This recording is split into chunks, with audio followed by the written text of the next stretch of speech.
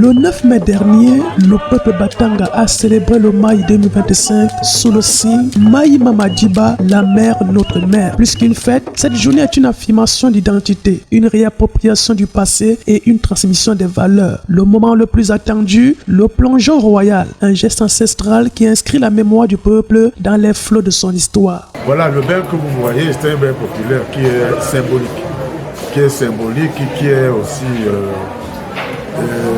une perpétration mémorielle du retour des Batanga d'exil, de leur exil forcé. Alors, ils sont rentrés en deux vagues le 14 février pour la première vague, constituée principalement de Batanga Bakougou, et le 9 mai 1916, deuxième vague constituée principalement de Badon. Voilà. Depuis, quand ils sont arrivés, lorsque vous êtes séparés de votre terre pendant un an et des poussières, ben vous avez évidemment beaucoup de joie et vous tombez dans l'eau en guise de joie incontournable. Il y a beaucoup de joie. Deuxièmement, la mer, c'est le symbole même de notre vie. Les Batangas sont un peuple de l'eau.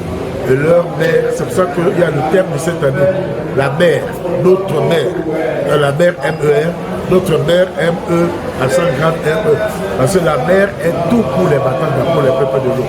C'est à la fois notre mamelle nourricière, c'est aussi le siège de nos ancêtres. Parce que les esprits de nos ancêtres sont dans l'eau.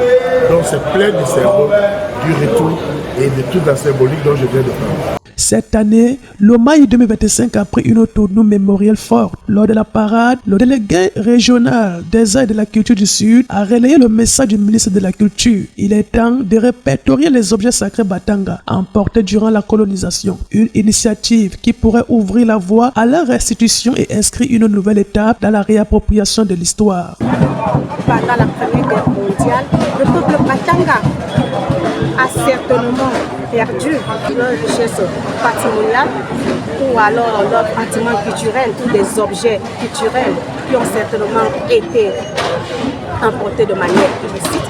Pour ce ministère les invite à les répertorier dans le sens de négocier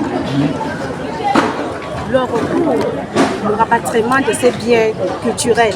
Donc pour cette année, pour cette 109e édition, c'est le message principal, celui de rapatriement de biens patrimoniaux, du patrimoine culturel, des objets culturels du peuple Batanga qui auraient été emportés pendant la colonisation.